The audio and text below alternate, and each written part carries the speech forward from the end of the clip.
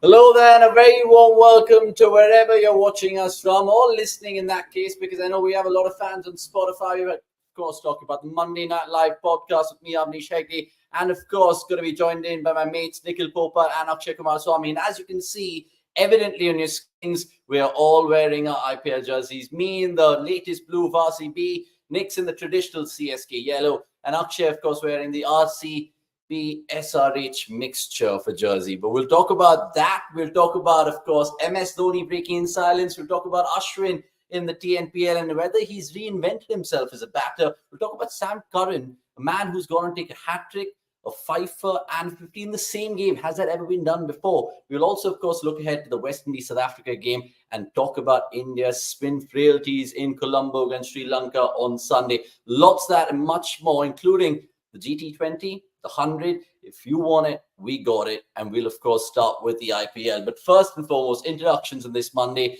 and a good to see already plenty of comments about because my friend has got the memo for this one. Rahul Shankar, good to see you. Hope RCB got a new owner because we're never going to win with these clowns in charge. I love that. Is cricket still not part of the Olympics? Early 2028 in just a matter of 4 years. Not any time soon though. And is Avnish like Robbie from AFTV? No, he isn't. He's more has his own sort of charm, if you guys know me long enough. I missed you all, boys. What's there today? Lots, Melville, lots. So stick around, and good to see Mohammad Aran as well. Right, introductions. Akshay, how are we? I was supposed to catch you in office, but I woke up with a flu this morning. So are you good? Are you healthy and hearty?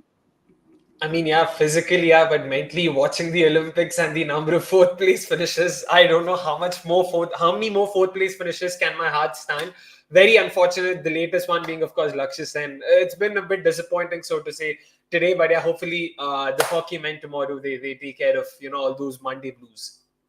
Yeah, the Olympics has been fascinating to watch, not so much from an Indian perspective, but kudos to, of course, Lakshya Sen, and shout out to the medal winners as well. Nikhil, what's caught your eye? Last night I was up and about watching the 100-meter sprint, the men's one, where, of course, Usain Bolt famously created that record, which still stands strong till today, 9 seconds 58 or whatever. Yesterday we saw Noah Lyles pull off something remarkable. Were you watching that yesterday or again? Same old cricket for you? No, same old cricket and not apparently. Obviously, I complete 18 years with my wife today. So I had a few duties and things to take care of. So it's been a good, I don't know, 16 hours of break from cricket, which I don't know when was the last time I took it. But it is good to do this. And maybe I'll do it very often. So yeah, it was a less sport day. So yeah, so it's okay. Happens. Love that. And of course, congratulations from our side as well. And fantastic to hear that. Meanwhile, Kaushik, Arunagiri, welcome to the chat. You go on to say India's Olympic campaign so far. May the fourth be with you. I love the pun neatness that you have right now this Monday evening. Right. Time to start talking, lads, about what suggests on the thumbnail of this video. And of course, what we want to draw your attention to, because it was on the 31st of July in pretty much Bandra, or wherever it is, the fourth floor of that BCCI building, that the IPL owners, of course, were there and about. Of course, Hemang Amin, the chief man, was there, and the BCCI was overlooking it. The only owner who missed out, apparently, was Akash Ambani, because he joined via teleconference or Skype, basically, or Zoom, or whatever you want to call it. But all the owners were there. I'm talking Shah Rukh Khan, I'm talking pretty much Kavya Maran, Parth Jindal. There was, of course, N. Srinivasan's daughter, Rupa Gurnath, who was representing CSK there. I go to Rajesh Menon from an RCB perspective, and lots of the other owners as well. First thoughts to that when the news broke out, and of course, Harakiri, they will confirm all the legitimate rules and details by the end of this month, Akshay. But it was all up in the air. 10 franchisees, too many cooks spoiling the broth. I mean, that's how it sort of ended up being. I don't think BCCI probably saw this was going to be the case. They did not see this coming. It's a good start, to be honest. The fact that they were having a meeting, including all the stakeholders as well, because it is important in a league like this, especially because it's the owners and their money that's being invested. Make no mistake. So it is important to have them a part of all these decisions. But yeah, BCCI definitely did not see this coming. They probably thought कि हाँ जो भी हो मतलब थोड़ा तो consensus बनेगा कहीं ना कहीं से. There will be some sort of a majority. Most of them would want to make auction. Most of them would want attentions. Clearly not to be the case. Like Parth Jindal spoke about post the meeting. no two teams were aligned on any one point. Everyone had different opinions on different points. Everyone had different ways of looking at it, which is what makes IPL so interesting. We speak about managements and all these people. I don't look at it as different. I mean, too many cooks spoiling the broth. We need all these perspectives because that push and pull is necessary for all that we see in the IPL on the ground as well. Yeah, and that's the fascinating thing, right? Whatever we've heard, according to sources, of course, have told us different spiels and stories to come out of that BCCI headquarters. One of the stories was 6 teams agreed upon, of course, having the mega auction later. 4 wanted an absolute restart. Apparently, the ones who haven't won the IPL, but of course, we can only guess and take comments as well as we go along on the show. Is KL going to RCB? We'll talk about that because I feel I would love KL, even though it's contrary to popular opinion right now. I would also love Aiden Markham, and I'll tell you why in just due course. What's the latest inside info on the IPL with regards to RCB, guys? KL to RCB, that could potentially be it. We will tell you why Faf also could still be part of this RCB regime going forward because of the MLC and all of that. Good to see Sudarshan Yadav, Santosh Urupa as well. And you're always cheeky, Santosh. But we'll take all your comments. Remember, if you have any questions for us, the 12th man segment is there as well. And Akshay's quiz, if you guys are clever enough, win a prize. So lots to love and, of course, maybe loathe in this podcast, but I'm pretty sure it is love. Right, let's start with the IPL meeting. And we just need to understand the crux of the matter, Nix, because there's nothing which is black and white right now. Even from a BCCI side, they said that they will consider everything put across to them from these franchises and then make a call at the end of this month. What is your gut feel? I know we touched upon it last week. We'll dive into it deep right now. Do you think it could be a case where we will actually get 5 to 6 retentions? Because that's pretty much a unanimous choice, even though a few are saying, let's start from ball 1. Yeah, I suppose so. And I think, as you also pointed out, it's impossible to keep everybody happy. They're all going to come from their own POVs, and a KKR is not same place in terms of personnel as opposed to a Punjab Kings. Of course, they both had a row supposedly about the retentions and all of that. So it's fairly understandable why KKR would not want a mega auction also, because it spoils their hard work. And again, Punjab being Punjab, they'll replace coach, jerseys, captains, and everything. Players, they will eventually get there, but they like that system. So I think eventually somebody will be disappointed, but I foresee them eventually going ahead with the mega auction because it is something that was already told.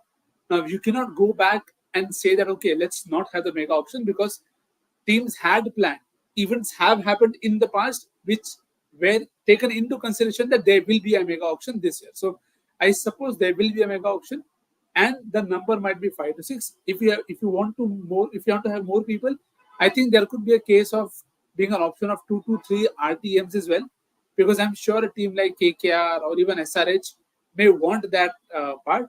What I'm really keen to know is the restrictions, whether it is 3 Indians, including 1 uncapped, or 3 plus 1, or no cap on Indians as SRH wanted. They want all overseas. So I don't think you can be that flexible. So it's going to be a mess. And whatever happens, somebody will still be very grumpy about it. Yeah, because all the owners put forward their points quite vocally, if I have to add. And I will start with Kavya Maran, because, of course, Nick's just touched upon it there. She has a plethora of amazing overseas talent, including her captain at the moment, and they were runners-up. So why wouldn't she want to kind of push for that? Now, she had a couple of things to put forward in this meeting. Let's, of course, break it down for you all, and we thank our sources over there, as you can see. Now, she was firm, Akshay, on pointing out this one thing, and we'll break it down point for point. Minimum of 7 players to be retained without any restrictions on the number of overseas players brought back. So what I understand from that is basically, even if you want to have Abhishek Sharma and Nitesh Reddy being retained, pretty much you can also retain Travis Head, Pat Cummins, Heinrich Klaassen, and maybe another international at best. So again, is she being kind of selfish right now? Because when we move on to her other points, it almost is like she's playing it for the next 2-3 years because she has all these assets.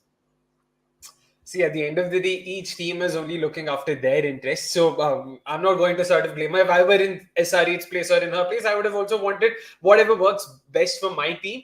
But yeah, to look at it objectively, is she being a bit selfish? Of course, because it is a mega auction.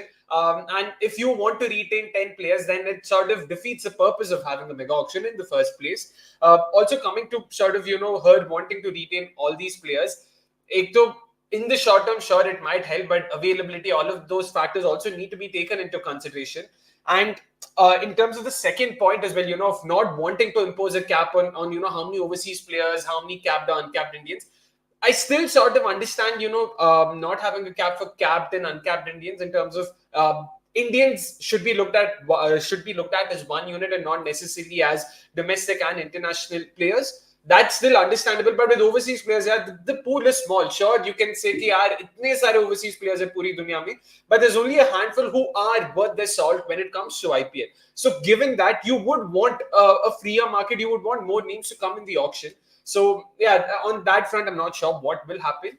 And lastly, in terms of scrapping the auction altogether, यार अगर ये बात last auction से पहले की जाती, then it would have still made sense. Okay, you know what? Teams have more than a year to work on their strategy. They can accordingly think long term and see what they want to do. Then potentially even scrapping. I don't think the IPL committee would go and do something like that. But all these teams who are asking for something like that, it's just too last minute.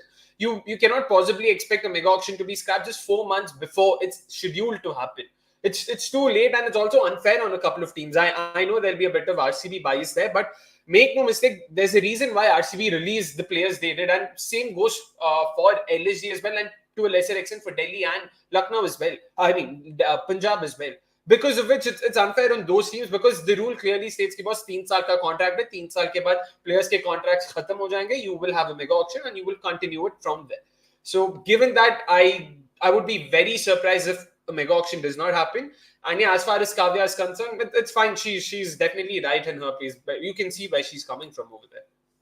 Yeah, she put forward some other points, and I'll get to Nick's right now in terms of his opinions. But right now, Ragnarok saying, Akshay, why did you call Kavya selfish? I mean, every owner is selfish in sport. Everyone, exactly, not just Kavya. So is Prathamesh Mishra for RCB. Everyone's safeguarding their team's interests. So, and not just in cricket, right? We talk about even my beloved Man United and the Glazers being absolutely selfish as owners. So it just comes with it because it's their pennies in the club or the franchise. Parth, you're asking about CSK and MS. We're going to talk about him just in due course. He also has broken his silence. We'll show you exactly what he said when he was speaking in an event in Hyderabad this weekend. Mega auction, every 5 years would be great move, saying AJ Ragnarok. There was another point mentioned by Manikanta S. 5 attentions, 2 RTMs, better for IPL teams.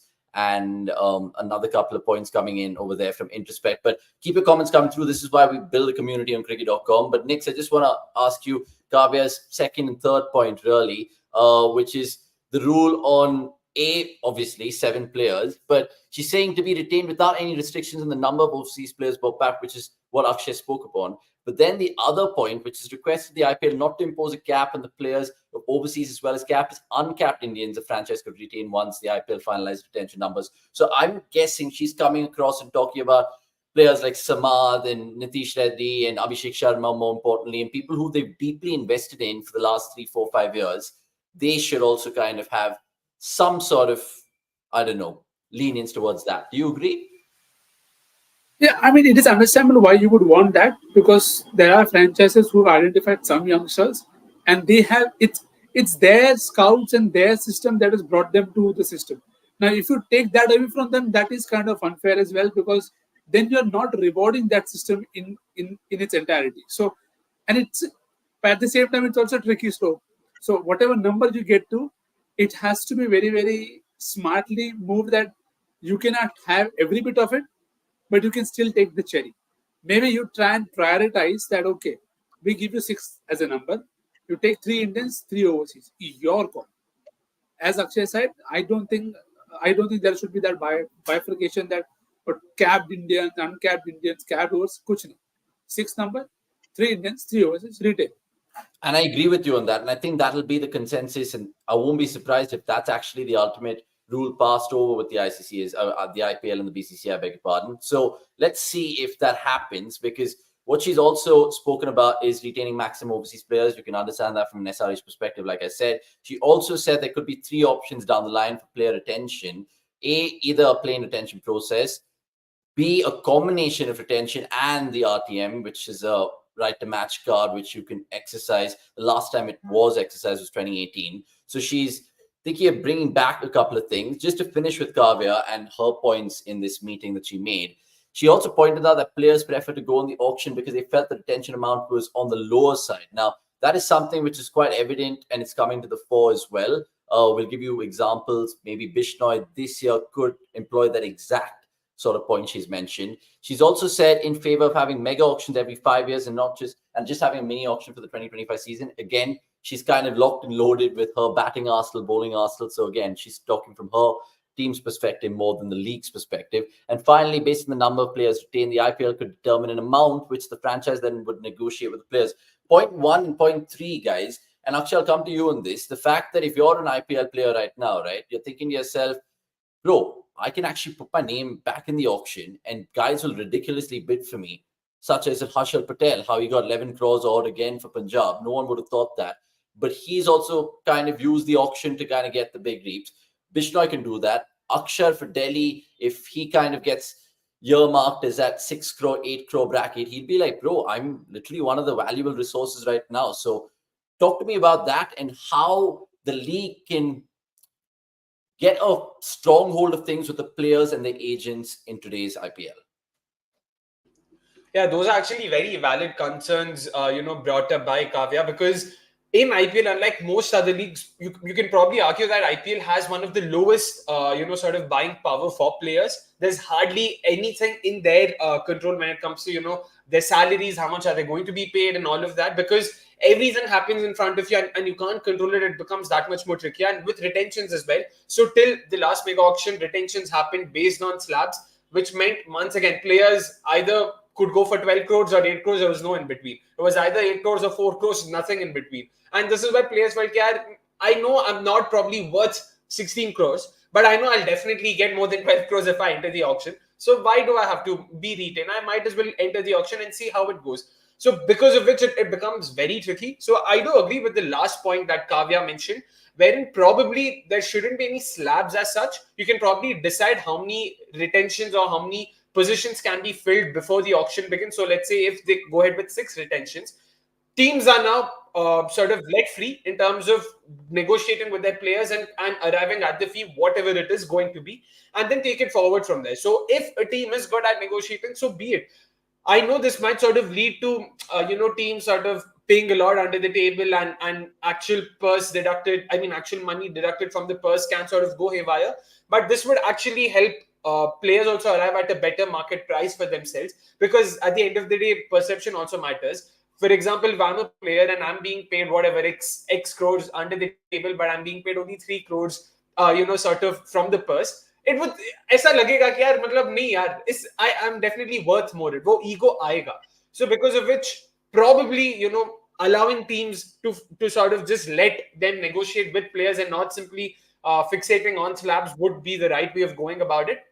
It also helps teams like Mumbai, Chennai, Bangalore, who sort of tend to be the bigger names, because certain players would want to sort of stay with these franchises. Maybe not Bangalore so much, but Mumbai and Chennai for sure. So if anything, it might even work in the team's favor. They can probably negotiate and hold on to a player for far lesser than those slabs. So I do agree with that, and it is important. That's one change that's been due for a long time now in the IPL. Players getting more power for themselves. Yeah, and I think, look, ultimately the players will take a shot. There's another thing about the players that I want to touch upon in just a bit, because that whole 2-year ban proposal from the owners of players pulling out last minute and, of course, trying to ump their price is something to talk about as well. But let me just put out a couple of excerpts, beg your pardon, from Parth Jindal in that meeting as well. Now, he was adamant that the impact player rule should be scrapped. He went on to agree with pretty much what Rohit Sharma said last year and believes that it should be 11v11 and not encourage that 12th man impact so much. He also was clearly in suggestion of that the franchisees were all over the shop, like Akshay mentioned as well. They weren't in agreement of the retention number. They weren't in agreement of the mega auction being had as well. And he was also pretty vocal about how it should be a level playing field, right? I know a lot of franchisees spoke about the loyalty factor and how fans kind of tend to buy more t-shirts or jerseys of that franchise when you have certain players playing for longer. There is a rumor apparently Maxwell might leave RCB. If you go by Instagram, apparently he's unfollowed them. How much of you want to believe that? And I will also tell you why Markram should be probably RCB's next captain. We'll talk about that and everything in just a bit. But next, let me throw it forward a little bit, because there's also an MS Dhoni quote which has come out. And I just wanted to read this out to the viewers, because he goes on to say there is a lot of time for it. We have to see what decision that they take on a player retention, etc. Right now, the ball is not in our court. And when he says our, I think he means CSK. So once the rules and regulations get formalized, I will take a call, but it needs to be in the best interest of the team. Now, obviously, the last line is just a cliche, and we understand where MS is coming from. But next, let me ask you, I mean, do you think they will push for like the uncapped rule that we're asking about right now? Because he's been retired, 4 years pretty much, August 15, 2020, MS Dhoni, and they're asking, can retired players who've been out of the game for 5 years internationally come back as an uncapped player? So they might use that approach to get Dhoni on board. Do you think it'll happen? I don't think so. I don't think the thing will go on as well. That making, because this rule existed just like an FIR. This rule existed before, but then it was realized that maybe it's not actually helping as it should, and there was a reason why it was scrapped. So it's, I wouldn't say fair play, but it's a good push or a good try from CSK that let's try and see if this happens. And it is why the meeting was important. That, see, a lot of things will not happen, but it is just something that you can try and see if it works. Then nothing like it. So I think it was a good push, but I don't think they should be getting him as an uncapped player. I personally feel even if it gets ahead, I don't think MS will want to come back as an uncapped call, because I don't think it is as fair, and I don't think he's in a spot where he's like, no, I need to play. No, the team needs me and all of that. So as a situation, nahi. Maybe as a situation hota, then maybe you can think that, oh, there is a possibility of that happening. So I don't think this is the way he would want to play. If he wants to play and if they want him to play, retain him straight out, or RTM if you want to.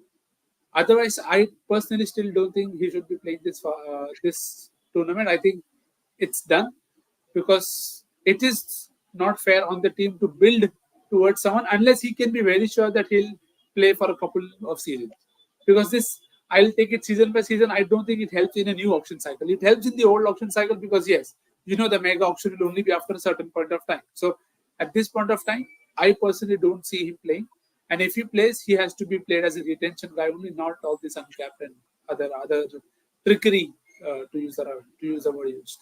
Yeah, and it's fair you say that, even though you're a CSK fan, everyone would love to see Dhoni, albeit the fact that even rival franchises might be like, you know what, he could be a threat to us. We saw how he kind of took down certain teams last time, and he did his role. I mean, even behind the stumps, I've been saying it, he's really, really solid. So it depends how much CSK want him. Good to see a lot of people are getting into the comments right now with this MS Dhoni talk. Priyanshu Tiwari, welcome to the chat. By respect to MS, but it is such a stupid idea if a player has international status, and this logic is so dumb. And what if we scrap the idea of mega and mini auction, and all teams give the BCCI the list of players that they want to retain, and then we just take the average and set the number as a limit for that year? But there's a lot of things to that. It's not as plain and simple as that, because then it makes the auction a lackluster affair. If you have pretty much 9 or 8, even 8 max to max retains, that's about 80 great cricketers going into not going into the auction. So it just makes you think. Parth also mentioning that point, if CSK are trying to retain MS as an uncapped player, does it mean that they aren't convinced to retain him as a second and third pick? And it just makes you think again how they want to squeeze MS in terms of an uncapped player, or pay little for him but still have him in the squad. Because look, I mean, this rule, apparently, this whole retired rule of not being part of international cricket and then playing as an uncapped player, actually was there since 2008. It was scrapped in 2020-21, Akshay. So how and if they do get it over the line, do you think MS Dhoni will probably pull off something like this? Or do you think they should just retain him, man? If they have 4 retentions, Dhoni just goes into your 4th retention category, 6 crores, albeit. Yeah, I mean, sure, people can talk about ethics and is it right and all of that. But once again, to be clear, if I was CSK and if it were in my hands, if there seemed to be a possibility that I can just hold on to MS Dhoni without having to forego any of my cap players, then I would have also definitely tried and leveraged or exploited that rule. So again, fair play to CSK. I don't think CSK is wrong on their part for trying to push that rule. So good on them. But I genuinely have no clue what's the logic behind having a rule such as that. If you've played international cricket, you've played international cricket. ऐसा नहीं है कि तुम 5 साल international cricket नहीं खेलोगे तो cricket भूल जाओगे. It's not like that. It doesn't work that way. So I'm not sure why did that rule even exist in the first place. But because there is precedence, CSK is definitely well within their right to try and see if that rule can be brought back again. And should MS Dhoni do that? यार मतलब should or shouldn't की बात नहीं है ना. It's all about what is in the best interest of the team, something that Dhoni also spoke about in that quote. So if it is in the better interest of the team कि boss हम दुबे, दीपक चहर, ऋतुराज गायकवाड़ इन सबको retain करें और साथ ही धोनी को भी retain कर पाए, then of course 100% that will be in the best interest of the team. Who cares कि यार ये इतना बड़ा खिलाड़ी है, 15 साल इंडिया के लिए खेला फिर भी uncapped. Who cares यार, मतलब ट्रॉफी जब होगी ना कैबिनेट में. The fear from CSK, I'm guessing, is that if you retain, say, Gaikwad, Patirana, Jadeja, Dubey, and then you have your 4 locked in there, so you don't have space for MS. Then he goes back, I'm guessing, in the auction if he wants to play. And then it's about whether the right to match card gets introduced, so then CSK can probably get that avenue there for MS. Or, I mean, then he can't decide where he goes, can he? Because Dhoni enters the auction. I'd be very surprised if Dhoni enters the auction. या तो वो retain हो रहा है या फिर retire हो रहा है. I don't see him entering the auction. There's very I'd be very surprised. Like, make no mistake, it's highly unlikely because everyone will know. अगर MS Dhoni auction में आ रहा है, then CSK will be entering that auction with only one objective. MS Dhoni के साथ हम चाहिए तो अक्षय कुमार स्वामी और अवनीश हेगड़े को भी अपनी टीम में ले लेंगे, चलेगा. लेकिन MS Dhoni के बिना हम लोग ये ऑक्शन टेबल छोड़ के नहीं जाएंगे. So given that, I don't see that happening. So the RTM bit and all of that is just it's moot. I don't think there's any point discussing that because no, MS Dhoni won't. Like Rohit Sharma, you can still think of him possibly going to another team. MS Dhoni ke saath that won't be happening whatsoever. See, I know this is August 5th, 2024, but mark my words, you can play this back, clip me out. There will be greater powers at play when I say that MS Dhoni will be playing IPL 2025. Don't ask me how, by hook or crook, they will make the retentions in such a way that they could even manage 6 retentions. MS is in. MS is in. So ultimately, they will have to take a call on, yes, the whole fact that how many do you want to kind of settle down per team, the fact that the mega auction, of course, will have lesser, greater players going into that auction, and more importantly, MS Dhoni just adds that little oomph and panache to the tournament already. So the stakeholders will still be able to sell him. And from a financial point of view, as silly as that sounds, these guys added part of their so-called script. So that's how I kind of see it. Just one thing to add, like at best, there'll be 4 sort of Indian retentions possible. So because of the way CSK squad is, 3 to pakka hai. See, Rutraj Gaikwad, Ravindra Jadeja, Shivam Dubey, there are going to be 4 retentions. These 3 are a lock-in for sure. Deepak Chahar, given his performances and his sort of, his journey with injuries and all of that, it doesn't seem that likely right now. So वो एक slot खाली है ही वैसे भी. So there's a very good chance अगर 4 retentions हैं, and if Dhoni suggests that he can play, which I'm not sure if he can last the auction cycle. एक होता है ये season खेल पाना और दूसरा होता है पूरा auction cycle last कर पाना, which I don't think will be the case. So which is why I think in the long term across the auction cycle, I'd much rather retain a Tushar Deshpande and hold on to him for 4 years than say have MS Dhoni for 1 year and uske baad we don't know how to go about it post that. Exactly. And that's the talking point over there, whether it is, of course, for just certain exceptions to this, or then people can use this and then, of course, go on to kind of pull other players out of tricky scenarios like this. Also, the amount that IPL, BCCI earns from broadcasting title, sponsorship, at least the purse of each team should be 250 crore plus, saying introspect. They're going to increase it from the odd 90 to maybe 120, 150 max. But speaking of money, Nix, I just want to ask you about that 2-year ban being proposed to overseas players who pull out. Is it a good rule? I'm guessing they even went in with examples. Obviously, they didn't want to name names in terms of the sources, but we can guess and connect the dots. Jason Roy comes to mind, where he, of course, goes in, gets bought by a team, and then pulls out. They're making a leeway for this rule. If you're playing for your country, that's okay. If you have personal commitments or you're getting married or paternity leave or whatever, that's okay. And if you're injured, that's okay. But if you pull out and then you cite examples that you want a higher sort of price in your contract and stuff like that, that's not okay. And that's clearly upset a lot of owners. So do you think this rule will actually be implemented more than any of the other rules right now? Yeah, this could be something like it could go on as an unsaid rule. or something like that. Because, see, I think in a way it is fair if it is, what's the right word? If it is there in the system that we don't want such things to happen. And because if you allow this, see, what you have to realize is while we are all always on the bandwagon that more power to players, you have to realize franchises also spend a lot of time planning their auction. They spend a considerable amount of time, resources, and money even planning their auction and who to take and who to not take. It's a big investment. So for them, when a player, I mean, when you sign up for the auction, you are signing up for the process. You're signing up for being okay with whatever your price is. Whether your base price is 1 crore and you go for six, or your base price is one and you go for only one. If you are not happy with it, you'll have to figure out a way to either not enter the auction or set a lower base price. So I think it's it's a it's a thing that will go down as, because I don't see a lot of pullouts happening otherwise.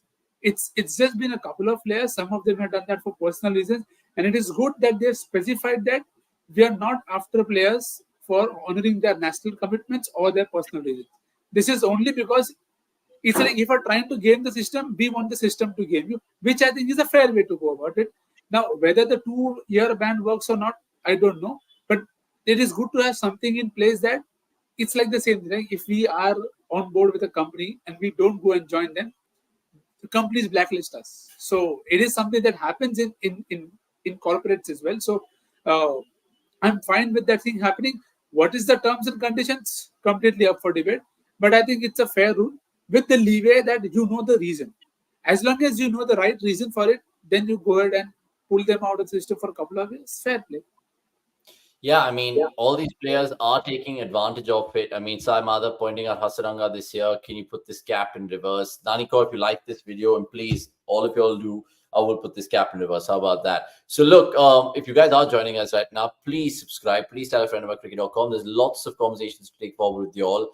Kushal Jain saying MS can play till 2030 if he wants to, but commentators should stop saying that it's MS's last season in every match and everyone should shake hands with him because it's his last season. I mean, who knows? I mean, that's always at the edge of the seat stuff with MS in the last 3-4 seasons at least. I mean, even though he's made his indications clear, now he's getting benched at the Oval. Invincibles also becomes so much of a fatty. Who is he talking about? Hasaranga? Or sorry, I think he's talking about Jason Roy. So players like that. And the last point before we talk about team specific, we want to talk about even that rumor of Sky leading MI and Hardik being dropped. Whether that's true or false, we'll find out. But just to finish on this whole IPL mega meet, Akshay, and this particular rule and generally player contracts, player power, we've also noticed how mini auctions are actually making players richer. Your Stark, your Cummins got those big bids in mini auctions. Your mega auctions, I think Ishan Kishan went for 15 crores. Where is it? Yeah, the last 15.25. That was the highest bid. Yeah. So what are we kind of hinting at here? Are we thinking that players now are understanding this and been like, you know what, there's a shortage of real good players in this mini auction. We'll throw our names in and we'll get huge amounts, especially Australians and Englishmen, i.e. Stark, Cummins, so on and so forth. Yeah, I mean, it's classic supply-demand sort of dynamics at play there because the supply is far lower in mini auctions. So, which is why demand, I mean, because of supply being far lower and demand being far higher, prices get skewed towards the players and they get very high bids and they tend to go for fairly high prices. In fact, if I'm not wrong, the top 5 most expensive players in IPL history, all of them have come in mini auctions by virtue of that. In fact, the 2023 mini auction alone saw Sam Curran, Camden Green, Ben Stokes, all of them receive astronomical sums there. So you can see why that's the case. About what can be sort of done to mitigate that, there's very little. Yeah, like again, even with the Jason Roy bit and him pulling out, as much as I don't condone it and I completely agree that it's unfair on the teams, there's very little that can be done to enforce a clear rule because it becomes very subjective. If someone says I'm backing out because of personal reasons, you don't know. You just can't. Like what you do, even Hasranga, for example, he backed out initially because he went to play that test match against Bangladesh in order to ensure he's available for the World Cup. And then it turned out that he was injured. So he actually wasn't available for the tournament. And they signed the replacement accordingly. But how do you now decide? Like with Harry Brook, his grandmom actually passed away, so he needed some time. You don't know, like, now how do you gauge what's serious enough, what's strict enough? It becomes very vague, very grey. And similarly with the mini auction bit, if Ben Stokes isn't fit enough for the mega auction, or at least that's how he looks at it, he'd be like, I'll probably take a break now. And you can't possibly sort of, there's no way of verifying it or coming up with some sort of a foolproof way of any form. So, which is why I genuinely think it's something we have to live with there. It is something you just have to sort of try and hope कि तुम्हारे साथ ना हो, and live with it. I don't see a lot of, because I feel it'll do more harm than good if you try and enforce something. If I'm not wrong, Parth and Kavya, they mentioned that every player should register for the mega auction, and only then should they be eligible to be part of the mini auction. Which I don't know, like Jofra Archer, for example, वो तो fit भी नहीं था. Teams in turn asked BCCI to include him and make him a part of the auction list despite him not being available. So you just don't know how to look at it and how to objectively look at it and enforce the rules somewhere there. Yeah, I mean, that's the thing with all these players kind of now having so much power, like I keep mentioning. It just makes you think how the end of this month, we will, of course, get all the nitty-gritties of this, because there is a gray area, like Akshay mentioned over there. Players can point towards mental health, for example, which is a very, I don't know how to put it, touchy topic, but they could use that and extrapolate particular sums of money from the IPL just for that reason. I know I'm thinking cynical and playing devil's advocate right now, but there's so many sort of loopholes if the IPL and the BCCI don't iron it out. Priyanshu, you have a good question over here. We will take that in terms of Akshay wanting to answer it right now. Akshay? Yeah, audience, we can take it in towards the end as well. I'd love to. Yeah. No, because it's a talking point right now worthy of it. So this was actually a part of IPL before, wherein until 2012 we had that rule wherein so in 2012 when Kochi, all the players when the team was liquidated and the players entered the auction, BCCI came up with the rule ki boss, there will be a cap of $2 million per player, and this was the case even in 2010. In case for all those who remember the earlier IPL auctions, Kieron Pollard, they breached the bid. And 4 teams, Kolkata Knight Riders, Chennai Super Kings, Mumbai Indians, and Royal Challengers Bangalore, all of them bid for Kieron Pollard.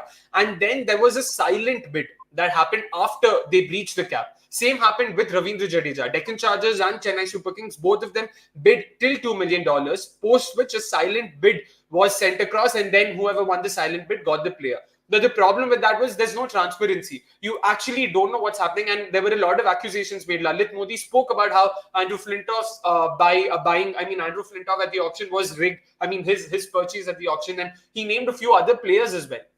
Because there's no transparency, it becomes very murky and you don't know what to make of it. So BCCI, in order to make this entire process a lot more transparent, they decided to move past it. So which is why I don't see them going back to something like that. And also putting a cap is unfair to the player, right? Agar ek player acha hai, like for example, a Ben Stokes or one of those all-rounders who actually are in demand, let them earn how much ever they are entitled to earn there. Yeah, interesting and good anecdotes from you there with regards to how unraveled in the past with certain of those players, Pollard and Jadeja being fantastic examples as well. Kushal Jain, good to see you back and stuff. Might pull off the next season because right after the IPL WTC finals is going to take place. Yeah, and there'll be so many things which will hit the FTP where players will have to pick and choose as well, no matter how much money they're making. And Kushal Jain, you've added a perfect segue to take it forward right now from the general meeting that we want to talk about. We've already done that in the last 35 minutes or so. So if you're just joining us, like this video and rewind the show. And we will talk about 2 important franchisees. One that I'm, of course, wearing, RCB, and who their next captain will be. There are rumors going about. And 2, the blue of Mumbai Indians, who had a shit tournament last time around. There was a lot of heat coming Hardik Pandya's way, even though he's made up for it in India colours, and how important he is as a player. Does it mean now Sky, with taking the T20 over captaincy, T20 international captaincy, does it mean that he's now going to be MI captain? The reports are suggesting yes. I don't see any team even daring to think about having Sky, because Ambani and everyone in that MI think tank will want Sky for the next 4, 5, 6 years minimum, apart from Bumrah and stuff like that. So do you see again a change in captaincy? As bizarre as that sounds, Sky takes over from Hardik. They keep Hardik. Nikhil, how will that Game of Thrones, so to speak, happen in MI? No, I don't think the hand of the king should change.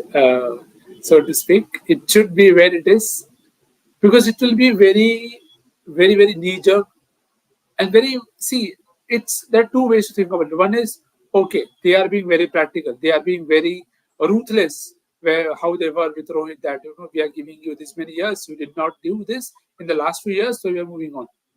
If you're going to move on from Hardik Pandya from just 1 year, I don't think it is going to set a good example. And I think it is important for them to right what was wrong last year.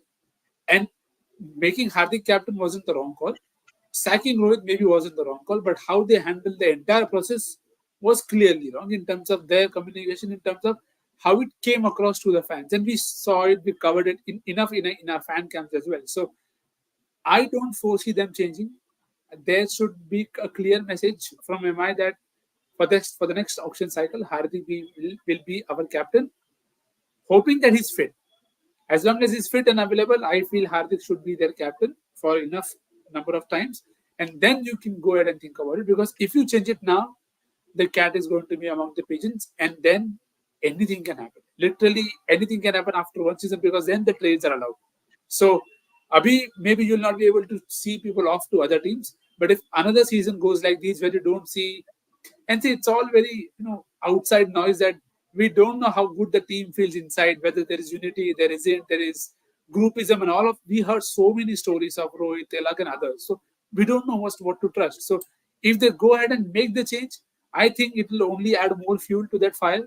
So for me, I know then whoever was the India captain was their choice for the Mumbai Indians captaincy, but I don't see that changing at this point of time.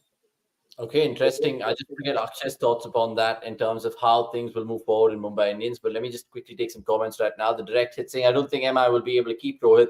There's a very high chance he'll land up in the auction. How's Rohit thinking when asked to stay will matter a lot? I agree with you because there's a lot of players that Mumbai want to keep in their armory right now. You're talking Sky, Bumrah, Hardik automatically. There's also Ishan Kishan, there's Rohit Sharma, there's Nihal Vadera, there's the foreign pros that you'd want to give some thought about. So MI have a lot of thinking to do in terms of who will be that able leader for them in the next 3, 4, 5 years. Will it be Hardik? Because they have a perfect person in Sky as well to take up that role. Shruti Prem Kumar, if you're new to the channel, please subscribe and like this particular video. And thank you. It's the RCB jersey. Just got it off Puma, is it? Yeah, I think Puma. So hopefully we don't deal in jerseys. Otherwise, we would have sent you one. But like this video nonetheless.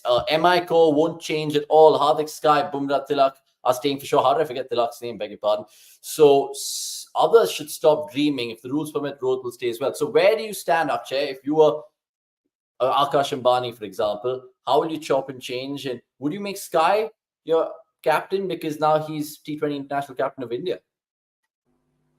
Again, I'd be very surprised because MI have not been one of those teams to sort of, indulge in knee-jerk reactions. They have always played the long game. They brought in Hardik Pandya with a 5-year, 10-year goal in place. Ki boss, agar ye 5-10 saal MI ko lead karega, then we will be in a much better place. So I don't think that will be happening as much as you would want to see the current India captain also lead, his IPL side. I do not see that happening. And as far as Mumbai's retentions are concerned, it's going to be a very, very, very... I'd love to be a fly on the wall when it comes to those conversations that would be happening behind the MI dressing room because Tilak, Sky, Hardik, Bumrah, Rohit, Ishan Kishan, that's 6 solid capped Indians you're talking about. Not to forget, you've got uncapped gems in the likes of Nihal Vadera, there's Namandhir, there's Akash Madbal if you want to talk about. There's so many names that they would want to retain. And then overseas, maybe they've got a couple of players who aren't too bad, like Tim David or whoever it is. So because of which, again, too many names and yeah, it'll be a very tough job, being a part of the MI think tank right now and deciding kisko retain karna, kisko nahi. Because again, it's not just about who they want to retain, it's also about who want to be retained by MI. Players ka bhi dekhna padega. If Rohit Sharma does not want to be retained, then that's it. That's pretty much game, set and match there. I don't think you can go against their will and have someone like Rohit Sharma or Bumrah, for example, play for Mumbai despite them not wanting to. They're not they're not a Tom, Dick and Harry that they can deal with by money or something. So that'll also be another thing to look at, because we all remember how much was made of all the reactions that came out, not just from the public or the media. Players themselves did sort of have a few reactions. I remember Sky probably posting or tweeting something, so did Bumrah. Kuch to aisa hua tha ek do. So clearly everyone harbors ambitions of captaining an IPL side. Fair to them, Surya can, Bumrah can. So that's why it won't be easy for Mumbai in terms of retentions and who they retain. It won't be as black and white as ki okay, on paper this guy is best. Bumrah of course retain करना चाहिए. हमें पता है यार, हम सबको पता है Bumrah, Sky, हार्दिक कोई retain होना चाहिए. But क्या वो खुद retain होना चाहते हैं कि नहीं? That's the question that we need to look answers for. That is the question, and I feel like sometimes that MI, the way they are as a franchise, they would be desperate to cling on to all those names you mentioned. And even if there's a right to match, it's only about time that they prioritize. And I feel Rohit Sharma, MS Dhoni, who knows, they could be going back to the auction, as hilarious as that sounds. The direct hit says, what happens if there's no mega auction? I don't think that will be a possibility no matter what. Maybe in the future, but definitely will happen this year. By some way or the other. Ishan Kishan, Nahi Chahiye, Bhai, seeing Abbas Kunde, who I think supports MI. So good to see Abbas. Priyanshu Tiwari, meanwhile, saying, Bhai, one more thing, like we can put two purse, like 60% for Indian, 40% for foreign, but if you want 60% for Indian, it should be only for Indian players. They won't have such a thing there, yeah, because it'll be too much of a complication. Kushal Jain hoping, I'm guessing from an Nara perspective, Dravid coming back home. A direct hit saying, PS, Sam Khan just picked up a hat-trick. Yeah, we spoke about that at the top of the show. We will speak about it further in the best of the rest comments and the section, beg your pardon. Akshay bro, Ambani owns everything. Road Sky, boom. IND, Tom, Dick and Harry. And yeah, I understand that. But again, with the rules, even if you have 6 retentions, you can't retain all 6 Indians. Even if they do, I'll be amazed if they don't hold back some of their international players that they have for them right now. Let's talk about RCB then, because MI, only time will tell if Hardik continues to lead or Sky. On to RCB, and there's one thing that the Royal Challengers Bangalore definitely need, and it's a captain. Will it be Faf du Plessis again? Will it be KL Rahul who comes in and then leads? Or will it be someone completely random that Akshay thinks? Nitish Rana, no chance in hell. Aiden Markram, better chance in hell for sure. So let's have it. We'll start with the CSK fan before we get into our own team, Akshay. So next, what do you think? Do you think RCB are putting all the eggs in that one basket, get a good captain, potentially an opening batting captain? Yeah, I mean, if you get KL Rahul, then I don't think there should be any problem there. But if not, then I think there is an issue. Then whoever it is, whether it is Markram, whether it is Faf, because then you have to think very long term. It cannot be just 1 or 2 seasons. So I think that's where Faf's longevity will be there in terms of a question that, okay, he's 40 now. He had a great MLC, but to be very honest, MLC, IPL, completely different beast, completely different setups, people and players involved. So how much can you read into that? Of course, he can play. He can play for a couple of more years, but is that your captain option in front of you? That okay, a couple of years and then we'll see who is it, or you want to go directly long-term idea that if you get KLR, then done. We have this guy forever. You are sorted. So I think only an Indian coming into that setup will possibly be a more permanent solution. Anybody else who's coming, who will be a temporary gap, because you also have to think about Will Jacks. The guy has been on the bench forever, and now he's getting a gig at 3. But if you do not retain him and he goes back to the auction, I don't think you can buy him back, because there are teams who need people in the top 3, whether it is Gujarat, whether it is Punjab, even SRH for that matter, if they are not able to hold on to overseas players. So he will become a very crucial call because he bowls, he bats. And so for me, as long as an Indian is coming into RCB, I think they are good. If not, it is going to be a tricky slope to climb. Yeah, because we have so many good all-rounders. Green, of course, who we invested in. Will Jacks is still there, who showed his class last season. Lots of comments coming through. If there's 6 names that RCB could retain, probably it'll be these 5 with Patidar. You mentioned Rajat Patidar over there. Probably Yashdayal would be my 6th option. Maybe Yashdayal, they would think of it. Now, Newrelax with Vasan saying, I think TNPL has seen Ashwin as a potential candidate for RCB captain, which is a crazy shot. Santosh Urupa wants a Force captain. You want Nitish Rana as captain. Rahul Shankar is saying, time to let go of Virat. Avnish, you know it's true. I mean, essentially, how would you kind of deal the cards if you're RCB? Would you kind of just keep Virat and then build a team around him? Because Virat as a player has shown his class in the IPL last season. He's obviously a huge brand value to the team. Do you kind of think along the lines there and then start completely from scratch? Akshay. Completely from scratch is not an option. It did seem like a very plausible option at the end of game number 8 for RCB when we were 1 win and 7 losses. Where I was like, "Bhai, sabko nikalo, sab saaf kar do kachra peti ko." But thankfully, the comeback did calm a few nerves, did sort of heal a few wounds. But in terms of how RCB should go about it, yeah, the names mentioned that I'm also pretty much in line with those names. So Kohli, Rapa, there's Green, Jax. Siraj and Yashdev, those are the 6 names I'm looking at. The only thing is, by completely closing in your top 5, locking your top 5, on the one hand, it's good. Matlab, tension you're certain your top order is sorted. Now you only have to focus on your bowling lineup come the auction. But because of how we need a captain, and almost every captain, every decent captaincy pick that I can think of are invariably top order batters. I don't know, maybe Andy Flack could be looking at it that way. If they have zeroed in on this particular player as RCB's future captain, and if that player is going to be a top order batter, then we might potentially even see someone like a Will Jacks being released in order to have that spot vacant. There's no point, like Nikhil Bhai mentioned, holding on to Will Jacks and then benching him and then just sort of not doing anything about it. Instead, they can probably look at it that way. Or else someone like an Ashwin is a very good choice. Yeah? Like during the IPL, I remember talking about it. I remember all of us talking about how Ashwin can add great value. On top of that, he'll also fit into the RCB lineup because that's, again, he sort of play. He will be batting somewhere lower down at number 7, number 8. He will help us lengthen our batting. Tactically, he's very shrewd. He's very sort of I would say creative in terms of how he goes about his business in cricket. I feel Andy Flower and Ashwin can probably be a very good duo. We know how he bowls, and at the Chinnaswamy, you need people who are thinking, who are very, very, very capable and agile on their feet. So Ashwin's definitely a great shout. Yeah.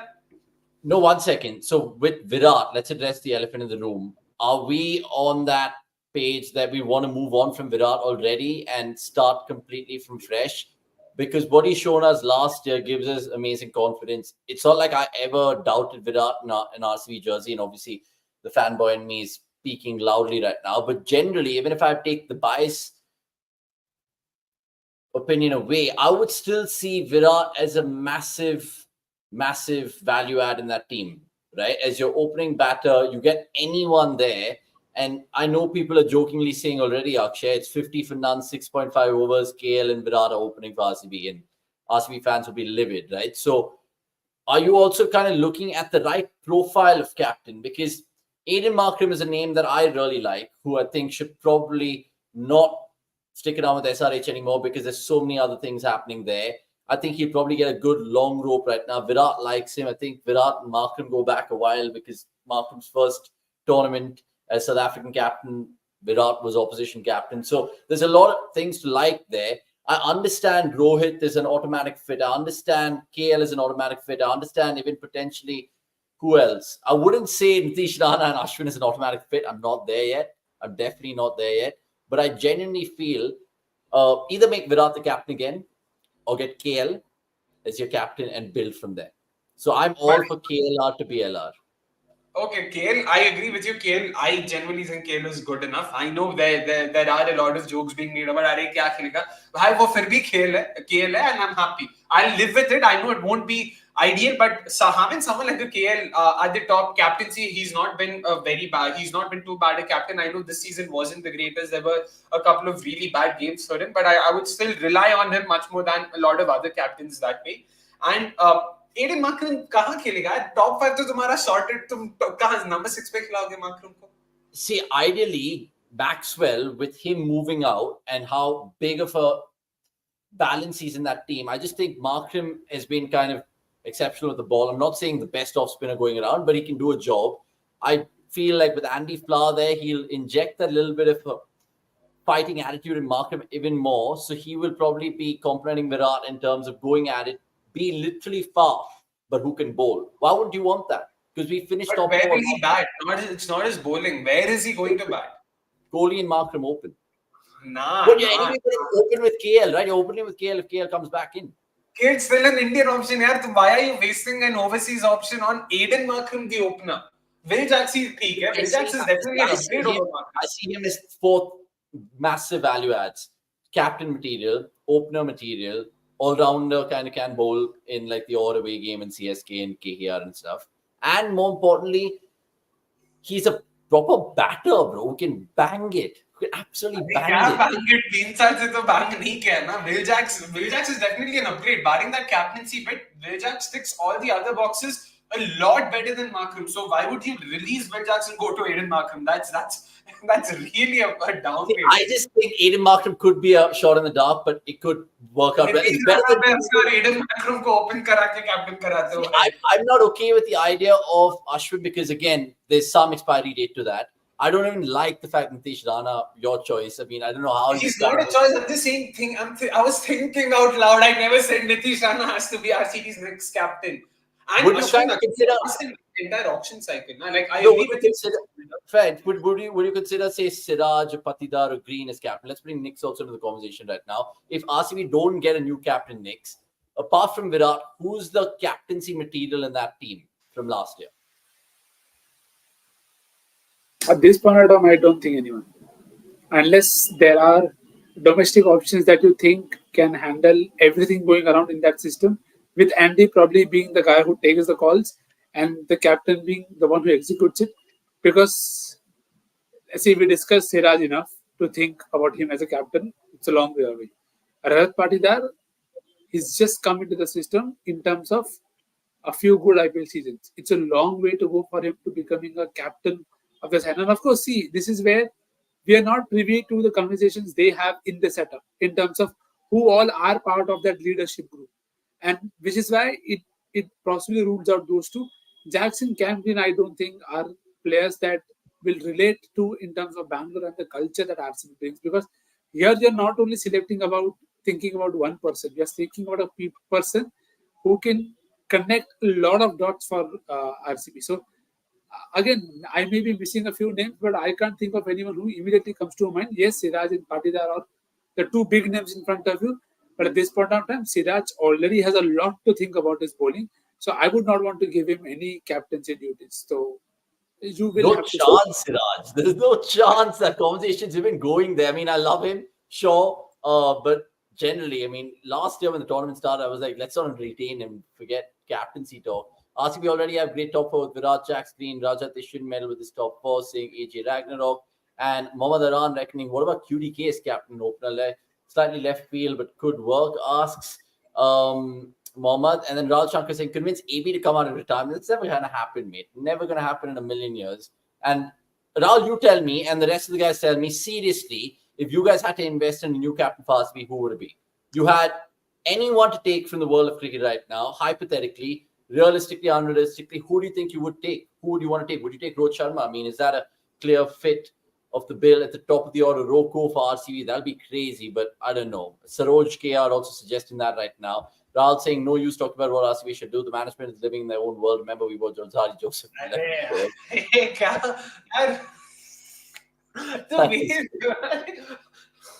I mean, people are just, going to hold back at certain things that the management do. But look, we can talk about RCB and IPL. We can just go on for like 4 or 5 hours, but it's time to move on to some of the best of the rest. But we really appreciate everyone in that chat. But before we move on to that next section and talk about India, Sri Lanka, the 100, GT20, and all of that, including Sam Curran, it's an important question of the MNL this evening. And it is, which rule you will introduce in the IPL? So let me just quickly put this question to the panelists before I open up the comments. Which rule would it be? Off the field, on the field, you can be ridiculous right now, ludicrous, whatever it is. Akshay, I'll start with you. Any rule you would want to personally introduce in IPL 2025? I mean, काफी basics है, but one rule I've been wanting IPL to enforce is by direct hits. एक बार ball stump को लग जाए, ball is dead, खत्म. You can't run. There's nothing. You're penalizing fielders for being accurate, for being good. So that's a rule I hope IPL implements soon enough. Really? But that's the beauty of the game, right? Buzzers and overthrows and all of that. Why not? Overthrows, but stumps ko lagne ke baad why? Like, then what's the point? Why would players or fielders, you want to see Virat Kohli come up with those moments of brilliances, but you don't want you're also inhibiting players from doing that. You're discouraging players from attempting direct hits. So I really think that's something that should that should be enforced soon enough. Okay, next, what are you thinking here? A clever rule. Have a wider margin for wide on the leg side.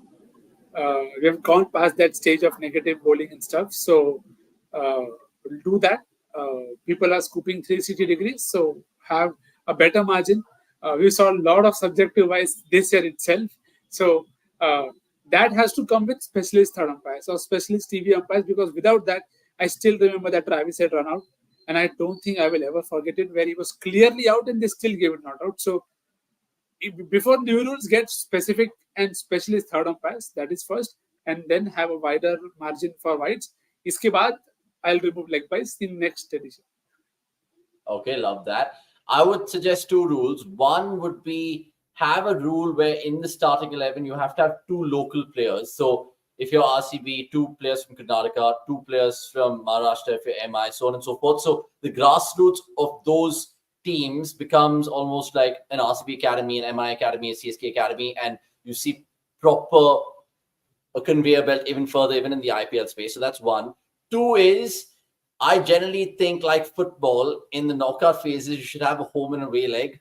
And I know you can't obviously count goal difference and stuff like that, but just generally take the average of both those results and then, I have one game in Chepauk, one game in Chinnaswamy if it's CSK RCB instead of things. I mean, I know people disagree with me. No, agree. I don't think anybody should disagree. More IPL games is always better. And that makes sense. And knockouts even more. Sorry, Santosh's rule, very valid point. Agar LBW agar tum LBW declare kiye jate ho, then please, of course, the runs have to be awarded. It's so stupid that it's still not been done. Yeah, that is ridiculous. Kushal Jain saying 100 meter 6 should be counted as 8 runs. Interesting. Love that. Instead of impact player, they should have injury substitute saying Saroj KR. Vinod Mahesh saying scrap the impact player rule. Greg K saying unlimited purse, which is insane. Akshay is headed off. I think the rain has hit him hard in the beloved Vijayanagar he stays. It's absolutely pouring in Bangalore. I don't know where you guys stay, but even right now, I can hear it through my balcony. He's back on. We'll try to get him on. Yeah, he's there right now. Priyanshu Tiwari saying a wide should be a wide because there is a crease for wide, so it should be no need to extend if batters move. No need if there is a crease bowler, should bowl in irrespective of the batter moving. All right. Split power play upon decision of batting team 3 overs each. 3 will give room of strategies and tragedies. So fun for us. That's great as well. AJ Ragnarok saying SC20 rule for extra point for higher run rate. I guess it's applicable for 1.25 times the run rate of the opponent. Interesting. And harsh penalties for overrate like captain can't bat, etc. And great sort of comments as well. So look, that was the MNL question tonight. Hope you had a lot of fun in that. And let's see if we can actually see any of these rules come to the fore. It'll be brilliant. Meanwhile, Jagmeet Singh Oberoi into the chat saying, hello, boys, catching the live after long. Hope you guys are doing well. We are, and good to see you as well. Please like this video, all you lovers of cricket.com and us talking cricket. Abnish, once CSK management said, we're not here to give youngsters chances, we're here to win. And that is fair. But if you want the tournament to grow, I think 2 local players should definitely be there. There was some sort of rule initially in the 2008 tournament. But again, I feel onwards and upwards for grassroots developments and conveyor belt for academies and so on and so forth. Right. So amazing chat. Pretty much 1 hour on the dot with all things IPL. And now we can move on to some of the other things catching fire in the world of cricket in the week gone by. And we'll reflect that in the best of the rest.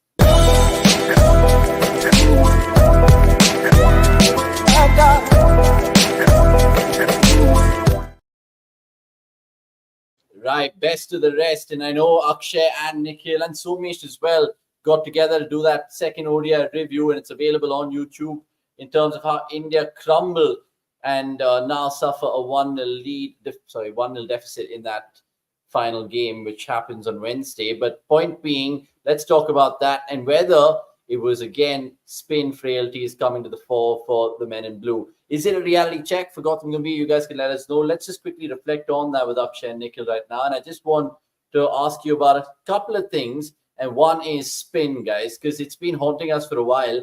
And I pulled out a couple of stats, boys. So first up, best figures by spinner versus India and ODIs, right? And generally, we've had this throughout generations and decades. So every time it's bit us in the backside, be it literally way back in 1989 and then 11 years on, 2008 years on in Karachi where Mendes really bundled us out. Then you can see not too long ago, Akhil Danate in Pallekele in 2017 and then, of course, Van der Sey last night. So they've always been plagued by spin. What's your reactions to it, Akshay? Because I know you spoke about it with the boys, but now in the cold light of day, do you think this is... It can't be an aberration because it keeps happening to India. Yeah, it's become a bit of an Achilles heel for them in terms of, rank turners and their struggles over there. Probably also has to do with the fact that, surfaces in general in India have sort of improved. When I say have, become less conducive to spin, especially domestic cricket mein jo jin surfaces pe khelte hain, they're not as, as big a dust bowl or as dusty a bowl, if that's a phrase, as it was, say, a couple of decades ago, 3 decades ago, which is why you see that happen. Like, your supposed spin, better players have spin, like so Shreyas Iyer, Shivam Dubey, all of them have clearly struggled, against the ball turning in and out. Aisa bhi nahi ki, it's one specific type or something like that. It's just spinners in general.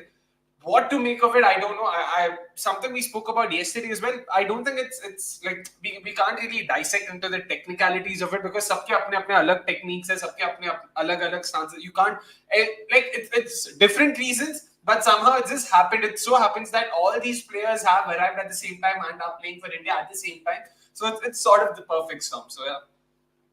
Yeah, we were actually having a meeting in the afternoon, Nikhil, and Somesh making a couple of points there. I think a couple of the guys are going to write a piece on it in terms of compare the spin frailties across eras. But one thing which stands out is we have a fantastic batting order. That 6 that Van der Sey got was probably the best in the business right now, so to speak. So is it, again, with the ball moving away that India's batsmen are struggling, or do you think it's spin in general, or do you think it's on tracks like these where they actually get exposed? So is it a combination of it? Can you put a finger to why India was so bad yesterday? I think it's a combination of a lot of factors. I think the biggest one being this entire unit coming together for the first time in terms of ODIs in a long time. I mean, India played their first ODI after 8 months. ODI cricket, please respect that format because it takes a lot out of you. It is not an easy thing where you can just wake up and play a T20 and be done with it. It tests a lot more of your skills, and that is why you have to be better prepared. I don't think India saw this coming by any chance of imagination that this will be the kind of decks, because you saw the recent series in Sri Lanka, they were all high scoring. There was no reason for them to think, okay, they will suddenly be, bowling spin heavy problems because 5 pacers got injured or something like that. So maybe it was a last minute call, I don't know. But the frequency is something that I'm not bothered as much because even in that list, it's well spaced out. It's 1 in 8 years, 1 in 6, 7 years. So it's not a common occurrence. But to point what Akshay said, it is something that keeps happening whenever you come in and play on a deck that is difficult to start. And when you're rusty, when you just come together, I don't think it's the best place for you to gain form, gain confidence. And on top of that, India were trying a few things. They tried to change the batting order in a couple of games. So to me, yes, the frailties are there. And yes, maybe Bangladesh and Sri Lanka have not shown the world how to beat India. But those conditions are not going to be replicated very easily elsewhere. So that is one. And to me, I said this in the review as well, to me, it wasn't the batting. The bowling has cost India both the games. The tie also and this game also. There is no way you can allow opposition to score 100 plus runs in the back end twice in a row. And this is not your second best or the third best attack.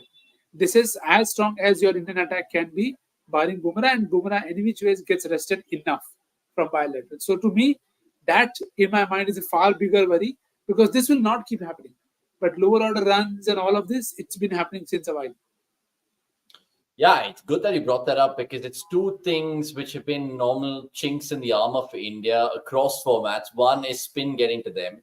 The other is probably the low order runs that we concede to their tailenders. WTC hurts me till today with Jameson and everyone getting those runs. And then another point that you mentioned, which is a chat for another day, how left-handers have gotten India in the past. Right, Nix, you brought it up with Michael Bracewell, Dinat Vellage. There was, of course, who was it, Travis Head, the likes of them in the past who Travis Head, really got to us. So, yeah, I mean, lots to talk about from just those 2 ODI games. Remember, we'll be doing the preview and review on Wednesday to talk about that further. Thoughts on Virat Kohli's game against spin? Look, again, if you look at the numbers, they're kind of skewed because he had an incredible sort of numbers against off spin and spin coming into him compared to the ones going away. But again, it could be rustiness, it could be a factor of multiple things, but it is plagued India again, and it was well depicted in that graphic there. There are more amazing such graphics and numbers and data to digest on cricket.com, so please go check it out. There was another one who's put this forward, which is, of course, most wickets lost to spin by India in an ODI, and all against Sri Lanka in Colombo, not just last year, but this year and in 1997 as well. So clearly, the Premadasa not a happy hunting ground in terms of playing spin for the Indians. Right, more on into Sri Lanka and our coverage of it, like I keep saying on the app and the website. Go check that out. There was another final of a franchise tournament yesterday, the TNPL, and it was the Dindigul Dragons winning it, courtesy brilliant Superman Ashwin, who denied Shah Rukh Khan and the like of Kovai Kings, who dominated this tournament. There was no silverware for them, but generally Dindigul Dragons getting the better in the final. Who did they play? Did they play Kovai Kings themselves, or did they play someone else? They played Kovai Kings themselves. Yeah, they played Kovai only. Yeah, so TNPL, congratulations to the Dindigul Dragons and Ashwin, because he was brilliant, Akshay, because you look at his numbers, 252 runs, the most he's ever scored in a single tournament of the TNPL, averaging 36, striking at about 150, and also 35 boundaries all in all, including 14 maximums. He also got 9 wickets, but what caught my eye in Akash's piece, which is available on the website right now, is this graphic. Whether he's been adding more shots to his repertoire, such as the reverse sweep. Because you look at what he's done in this tournament, 20 runs, small sample size, but still 5 boundaries and a match strike rate. So there's something he's working on in the nets. He went on to say clearly post-tournament or pre-final that he wanted to use this tournament as an opportunity to evolve as a batter. And that's the word we use with Ashwin, evolution. Again, just phenomenal. So how do you kind of sum up Ashwin's TNPL? And do you think now there's suddenly light at the end of the tunnel as Ashwin, the white ball cricketer, still? Internationally, I'm not sure. I'm guessing India are past him, which is fine, which is fair as well, because he's not exactly on the right side of the age curve. He's 36, 37, if I'm not wrong, if not older. But yeah, when it comes to IPL, it definitely shows ki boss, he's got it. He's still going to be a great value add to whatever franchise that he goes to. He's one of those conditions agnostic player. Aisa zaruri nahi ki he has to play on a spin friendly surface to sort of be effective enough. He's shown that before. He's shown that again. But what was very, very, very encouraging to sort of look at this was this side was his baby. Right from the auction to captaining it, everything was done by him and him alone. And it's not like he had the greatest of sides. If anything, like our Kovai Kings were the favourites, something he spoke about as well a couple of days ago in an interview. Shah Rukh Khan, Sudarshan, there's also Manimaran Siddharth, Jataved Subramaniam. So clearly, the 4 of them have, clearly like our Kovai Kings were favourites for the reason. In fact, they won 3 out of the last 4 seasons of the TNPL as well. So they were the team to beat, and Ashwin to be able to come good against them by himself. With, of course, he led his side, batted well, bowled well. He's really sort of, been shepherding the side. In fact, I remember that one clip that went viral about him blasting one of his players from the dugout, where he was just going at it. And it was, I'm forgetting who it was, but it was so hilarious to watch because he was losing it, and the person, his player sitting beside him, was laughing because ऐसा नहीं कि school cricket चल रहा है और coach डांट रहा है कि क्या कर रहा है, अंदर जा बाहर जा. He just lost it. So clearly it meant a lot to him as well, and it was almost poetic. Yeah, Rahul Dravid was there to award the trophy to him at the end of the tournament. So it was nice all in all. And yeah, hopefully he does get to captain his side again, because I genuinely like what I'd seen of him for Kings 11 Punjab in 18 and 19 as a captain. He deserves to lead his side before he retires. Yeah, that's the thing, right, Nix? I was actually thinking about it. Ashwin, dare I say, because Sundar, his only enemy is his own body and injuries, right? And we've seen how Sundar has gone down and broken down. And because off-spin is such a rarity right now in white ball cricket, right? And we keep talking about it. Has Ashwin suddenly now putting himself into contention? He had an immaculate interview with Gautam Gambhir in the IPL. So, You never know. Be like, Gautam Gambhir getting the best out of Ashwin again. Like, because Gambhir, even in that interview, saying, how many people remember your spell to Labuschagne and Smith in Melbourne? Ash, tell me. So you never know. The connections are there. Ashwin's doing everything right as he can. Can it be another marriage with Indian cricket, at least in white ball for Ashwin? Because red ball, he's supreme. It looks difficult. As much as I would love that for that to happen, at this point of time, I would even take it if he plays him in Australia for to begin with. Because if he remembers the spell, then of course he should play him because that's where it is direct connection there. So let's see if that happens. But you use the right word with Ashwin that in terms of evolving, and that is something that is always refreshing with Ash. That whenever you look him up on the screen playing a game, you are always learning something new. You are seeing him trying different actions. You are seeing him try different skills, and that is something to so much love about that. He's not fixated by something that's low. I mean, it's easy. He's taken too many wickets. He's like, no, dude, I will do this only. I will bat at this spot only. I will do this. It wasn't the case. There was a rain curtain game where they could only bat 8 overs. He did not start well, but it was he only who eventually got them the score. Yes, they might not have won it, but it was so much good to see him try and hit space, try and hit spin, and the reverse sweep, as he said. These are not, I mean, he's played enough cricket to say, I will only bat one way. There's no need for me to do that. You see, 333 ka strike rate, I don't think we have enough people who play that sort of any which way. So, for him to even feel conditions are like this, let me do what's the best for my side. I think it's a good thing for him. But I don't think that will come back or translate into India colors. I don't mind if he's coming back to this jersey. It will be a fitting end. If he can go down that route, then something tells me it could happen. Who knows? Yeah, you never know. I mean, he always has made it well known that he wants to play for CSK again. So Ash reinventing himself and brilliant. And hopefully we can get some time with him because he's releasing a book, maybe potential unwind material there. Dare I say, I'll touch wood while I say that as well. Lots of comments coming through with regards to Ashwin and random things as well. If you missed out in terms of taking your comments, there is time for you guys in terms of the 12th man segment because plenty of questions. Pick an all-time T20 11 path. You're giving us a random exercise in the Monday Night Live. We'll try to, of course, fetch that for you in due course. Something about the Maharaja Trophy, asking Sudarshan Yadav. We will tell you about that at the end of the best of the rest and what we feel in terms of post-auction, who starts favorites. And Ashwin was just brilliant in the TNPL, right? So let's talk about the 100 really quickly. And even though the Oval Invincibles are still on top of the table, there was a good game that I saw last night with the Manchester Originals. Butler's been ruled out. He wasn't playing the first 3 games anyway. So 100 also, there's been quite number of events, if you have to really point. But one man has been dominating it for what he did in a game, guys. So here's Sam Curran playing for the Oval Invincibles. He got a 50 with a bat in hand, a fifer, and a hat-trick as well. I mean, if you've not had a good day as a cricketer, I don't know what counts and constitutes as a good day. So, Akshay, has any other cricketer done that? Because I'm sure Christopher Gautam did that bizarrely. 8 for 15, a 50, and a hat-trick. 8 for 15 and 100, right? In that game, was it a 50? 150 if I'm not wrong, 140, 150. Yeah, 140 plus score. Yeah, so that's how much he scored. But as far as the same players taking a 5 and a 50 is concerned, nothing sort of really hits my head as well. It was a phenomenal effort from him. ODIs mein fir bhi dekha hai, but T20s mein to be able to pull something like that off. I mean, in the shortest format, not T20s because this is the 100. Kudos to him, and I mean, probably making his case for a retention in the IPL as well. Next, what do you have to say with regards to this 100 and this particular phenomenon? Because we laud all-rounders, but this one 100% has to be something that even his family will just be like, Dad, that's just a once-in-a-lifetime thing, isn't it? I mean, if Sam Curran is a father. Yeah, 100%. He'll get there someday. But if you haven't checked out Dan Musley bowling 10 Yorkers at 120 kph, please go ahead and check out the game between Trent Rockets and Birmingham Phoenix. Boy, I don't think I have seen anything more special than that in my entire cricket watching career.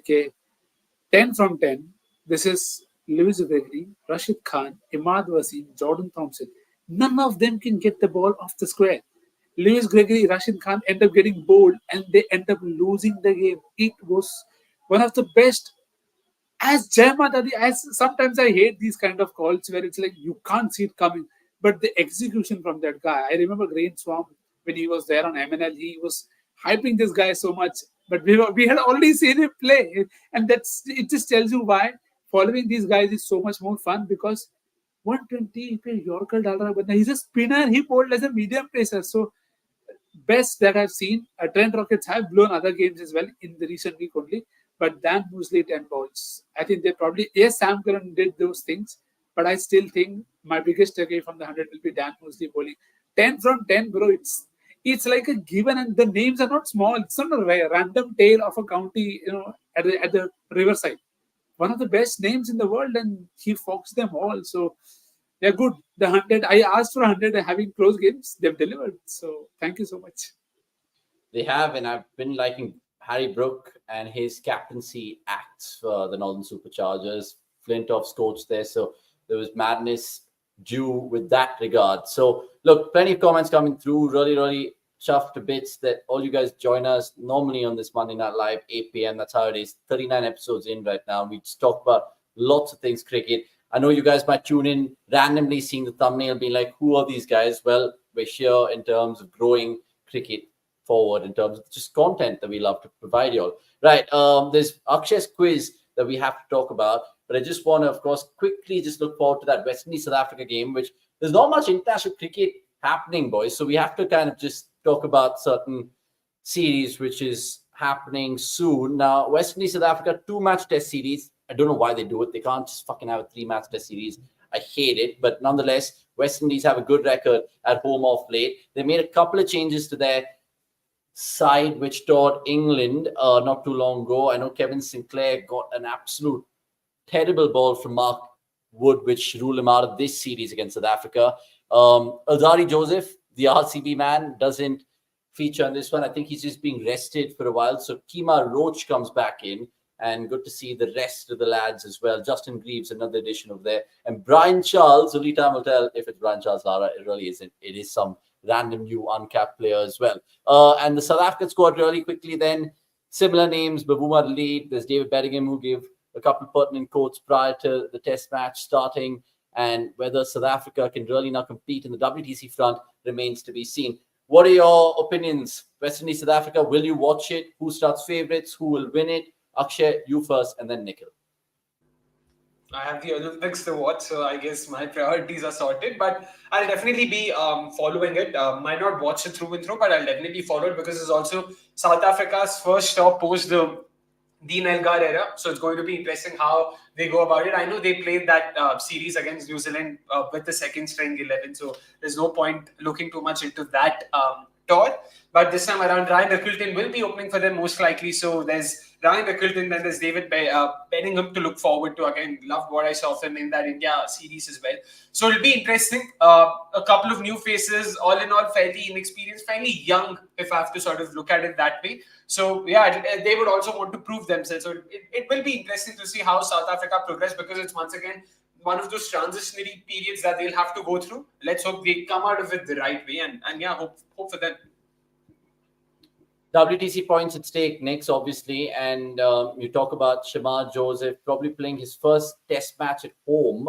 It'll be interesting for all these guys, right? Kevin Hodge as well, someone who we like, not just in what was it, Brisbane, but also in England. Do you think these guys will now stand up to the occasion and probably be the next gen to take West Indian cricket forward in the longest format? Yeah, 100%. I'm looking forward to Kemar Roach shepherding this bowling attack. I think his experience is something that they missed in England because he's the guy who's not going to leave that line. And it was something Alzarri Joseph was probably in the IPL mode only at all the times. But that's okay. I'm also looking forward to a lot more proactive captaincy from Brathwaite. Maybe that is something that he's far more comfortable doing at home. So looking forward to that. And for some reason, I have a gut feel that we could potentially see a guy taking 10 wickets. I know I could end up not.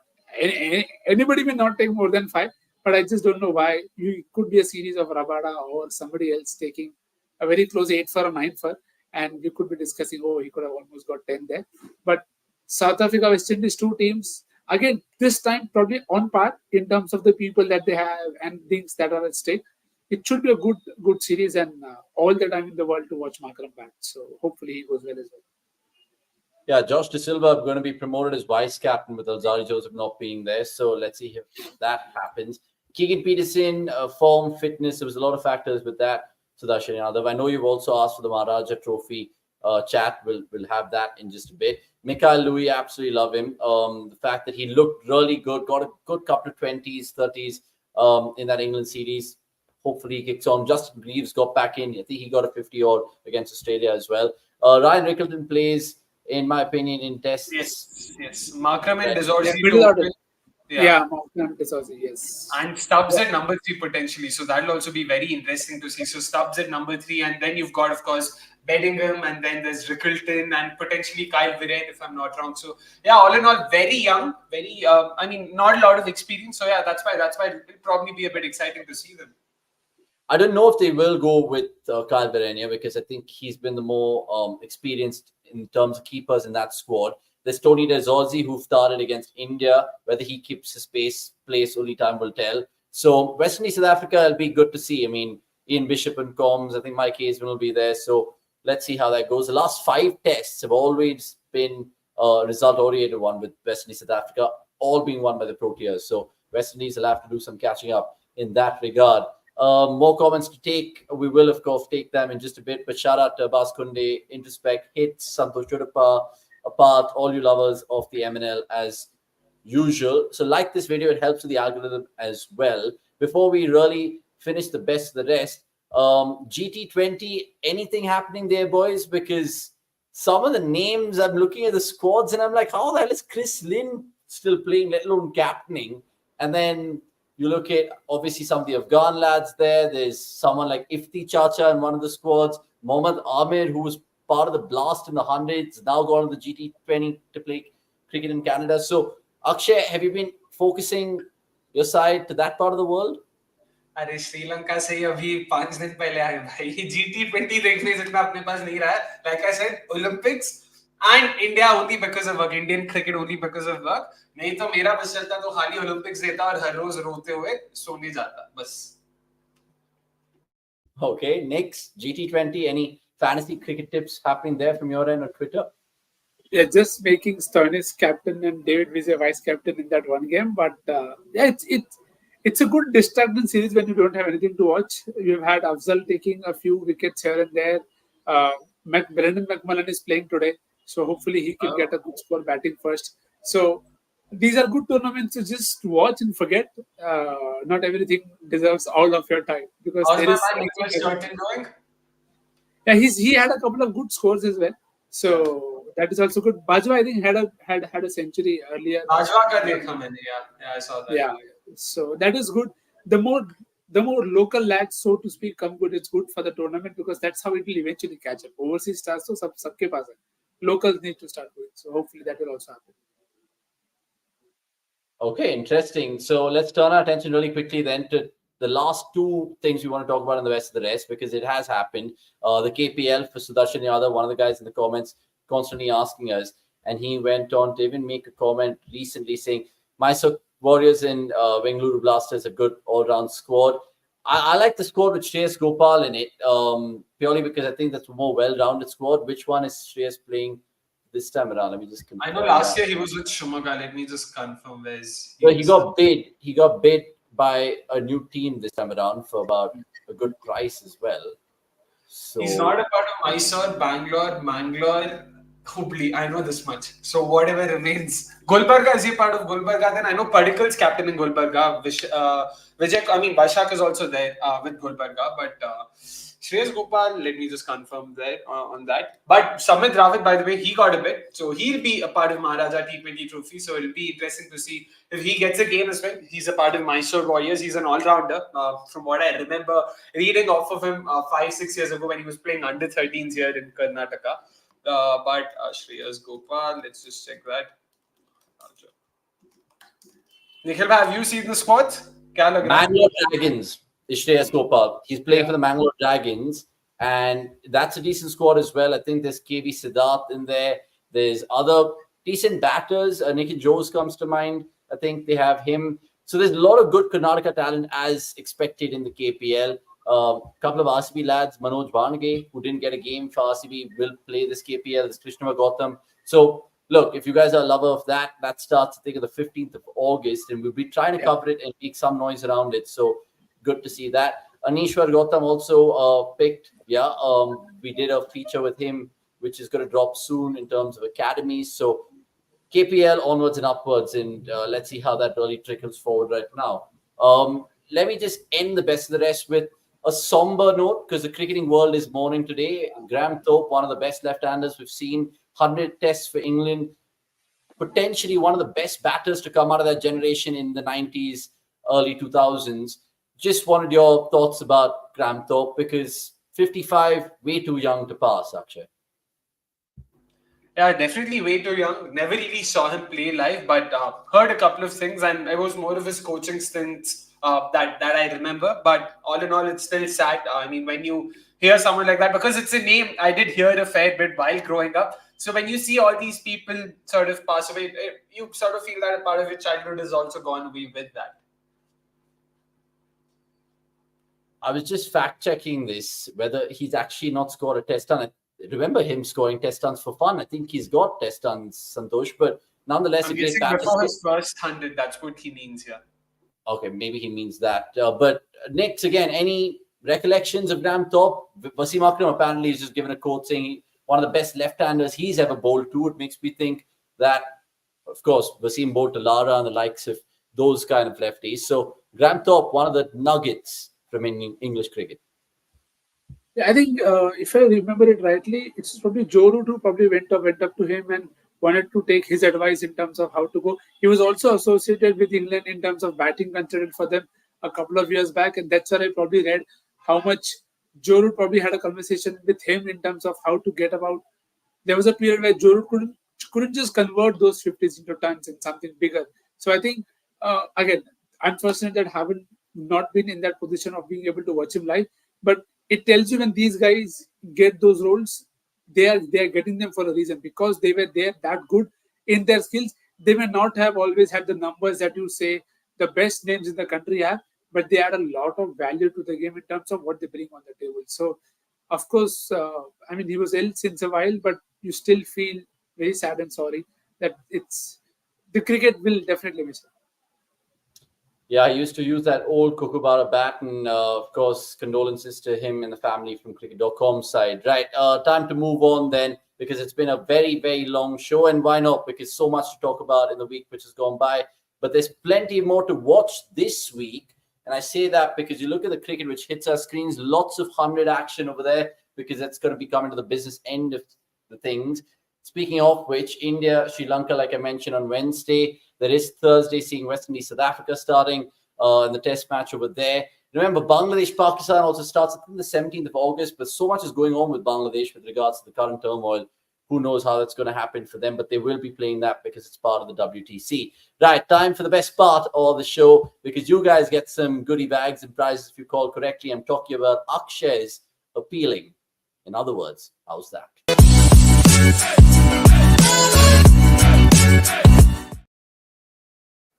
Right. So last week we had a good one. Akshay, take it away. And this is what you had last week, which is amazing. Yeah, I mean, just sort of sticking to the theme of Chamari and her team sort of winning the Asia Cup over there on Sunday. So I thought it would be fun. So yeah, list of 10 players, a very eclectic group. Like I said last week, there's Chamari, Danny Van Niekerk, Deandra Doughton, Erin Burns, Hayley Matthews, Laura Harris, Marizan Kaab, Shabnam Ismail, Sophie Devine, and of course, Susie Bates to cap that list off. So what connected these 10 names is essentially what we asked last time around. The answer is that these are the top 10 players in terms of most franchise competitions played. So, you know, there are about six active women's T20 leagues that happen all over the world. So these players take part in the most leagues, just like we see T20 Globetrotters in men's cricket. This is the equivalent of that in women's cricket.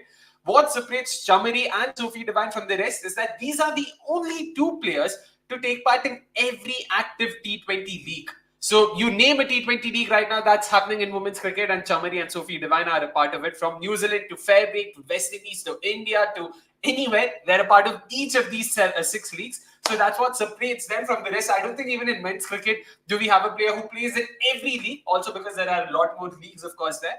But yeah, so it was fun to sort of see that. And so that was the answer to last week's Howzzat. There were a couple of very interesting answers. Unfortunately, no one got it right. Hopefully, going forward, we will get a lot more correct answers. This time around, of course, we have this. Let me just have the graphic on. And oh my goodness, yeah, there we go. Very simple, just a two-liner. We spoke about how there were only 4 teams that actually wanted a mega auction this time around, and all 4 of them were the trophy-less teams, which is LSG, DC, RCB, and Punjab. Which is why I thought, okay, it'll be interesting to see how this works out. List me players who've only played for trophy-less teams. I mean, multiple trophy-less teams, of course, because technically even Virat Kohli has only played for a trophy-less team. But we're talking about players who've played for only multiple trophy-less teams. Very small list. It's a very small list. It's a very elite list, if I may say so. So I'm curious to see how many of you actually get all the names right. For what it's worth, to make it simple, one lucky winner who at least comes up with a few names will definitely stand to win a voucher, so that we ensure a voucher is given. But whoever gets the entire list of all the players who've played for multiple trophy-less teams, you stand to win 2 vouchers worth 1,000 rupees from us. So there you go. That's the Howzzat question for this episode. And once again, sorry, before I forget, live chat mein nahi karna. Please wait for the live stream to end, and please key in your answers only in the main comment section at the end of the live stream. Sorry, Abhish. No, I like that because I think normally you stump us. But so if I have to go off the bat and say AB de Villiers, right? Not one for DC or DD at the time and then RCB. Does that constitute as an answer? Exactly. AB de Villiers is a part of the list. Correct. That's right. So you're saying this is just a handful of players right now who've not played for any. Okay, that's right. Multiple. So Virat Kohli won't be a part of the list. I'm talking about multiple teams, but yeah, there's only a handful of them. And this could be PSLs, SC20, everything. नहीं भाई सिर्फ IPL की बात हो रही है. IPL. That's fine. Just to be clear, in case anyone thinks of that, only IPL. That's why I specifically mentioned the 4 teams as well: LSG, DC, Punjab, and RCB. So basically, a combination of any of these or all of these, and exactly. So create those Venn diagrams, come up with all the players, and let's see who gets it right. Okay, interesting. Next week we'll have the answers. I would be absolutely keen to know who in the comments will get it right, because there's so many smart buggers. I'm telling you, it is insane. Santosh Urupa is one of them who goes on to say, talking about quiz, there is a return of weekly quiz happening at a familiar place near your office with a different theme. Hope you guys are ready for it to team up. He's talking about the RCB Bar and Cafe quiz, which is great fun. I think we participated in the first ever with Santosh there, and we swamped in and we took all the prizes and they stopped inviting us. So honestly, Sriram Surya, if you're listening, come on, man, call us, and we will win again. But point being, that was Akshay's quiz, and we've gone way overboard with our time because I know my mum's yelling downstairs saying, there's dinner. But there is, of course, your section left, which is the 12th man. And let's have that because there have been some brilliant questions all night long.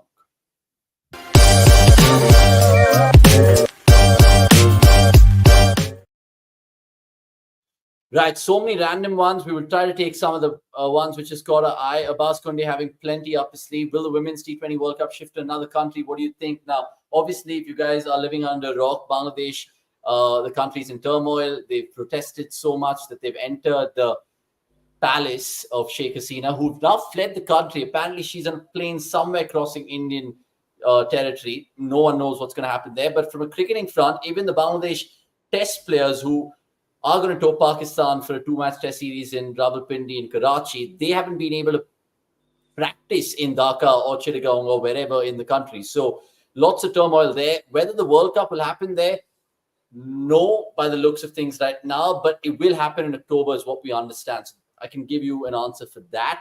Abbas asking another one. Which team Manish Pandey is playing for? I know the team is going to win the tournament. What a catch he took last in the 20 overs. Is he playing Hubli Tigers? Yeah, Hubli Tigers. He and Manwant Kumar, guys, do watch out for Manwant Kumar. Again, a name I've spoken about a fair few times now. But again, he plays for Hubli Tigers under Manish and Vinay Kumar. A solid up-and-coming all-rounder and one to definitely watch. Yeah. AJ Ragnar saying, MUFC coming to India? Apparently, Snapdragon want them to tour. I mean, it'll be great, and I'll definitely go for some of the games, but I don't think it's going to happen this year for sure. Maybe next year or after that, indeed. More questions to look at. Hits randomly saying Gill, Yuvraj, Adani, the next best combo. Yeah, Yuvraj is in the coop to be the coach, which is insane. Pick the all-time T20 11. Man, this is a MNL by itself, Parth. You don't understand. There'll be so many back and forth. Me and Akshay won't agree upon a lot of things. So it won't be said in just 2 minutes. But I know I'll have Virat and AB in it. Many people might not have them, but I feel like I will have them in my team. We'll probably use that exercise in one of the MNLs for sure. What are the other questions I want to take? Right. There's so many. Let's get one at the top of the show. Saroj KR, because I think she was asking, or he was asking this quite a bit. Rohit Sharma has asked me, Captain, do you see it making any sense? Or do you think, again, it's just vanity which attracts a normal cricket fan? I mean, it does make sense, sure. But it also depends on whether RCB, like I said, if they're going to retain Will Jacks, then it sort of becomes a conundrum where they will be forced to bench him or potentially play him at number 3 once again. So, yeah, it depends on how RCB will be looking at this, because Rohit Sharma won't come in cheap. So, he will cost you some. He will burn a fairly big hole in your pocket. Are they willing to risk that? Yeah, it's all about that, I guess, at the end of the day. Okay. Another one was, which was it? Sai Madhav, Nick, saying, can a player wish not to get retained? Right? He can probably go to the owners and be I don't want to play for you all anymore. Maybe it may not directly be that I don't want to play for you, but it definitely has already happened that players have not been happy about their price to which they have been retained, and which is a fair way to go over it. You expect the player to be having at least that much power to know, okay, this is not the right price for me. And when they know that there is potential of them getting a higher amount, of course they'll want to not get retained and want a higher purchase. Okay, interesting. One more question about Shreyas Iyer over KL Rahul for RCB. Again, whether KKR let him go after he's won the IPL, only time will tell. But look, that's all I could kind of accommodate in this 12th man section. There were so many other great comments. You guys have literally filled us with so many comments that I couldn't find some of the questions over there. But nonetheless, brilliant community chats and prop to you all for this start of the week podcast, Monday Night Live, now almost into 40 episodes. It gives me great joy and glee every time I see this channel grow and this podcast as well. So Akshay and Nikhil, thanks so much for your time. Again, talking all things about IPL, all things which has hit our screens in terms of the world of cricket. And we'll be right at it throughout the course of the week, giving you more content to love, including live shows on Wednesday. And we have an academy that we're going to start showcasing very, very shortly. So more on that. Subscribe right now and tell a friend about cricket.com. Until the next time, so goodbye from us. Like this video, ladies and gentlemen. It means a lot to us because we put in a lot of hard yards, even though we love cricket and love our jobs. That's all we have. Cheers from my side.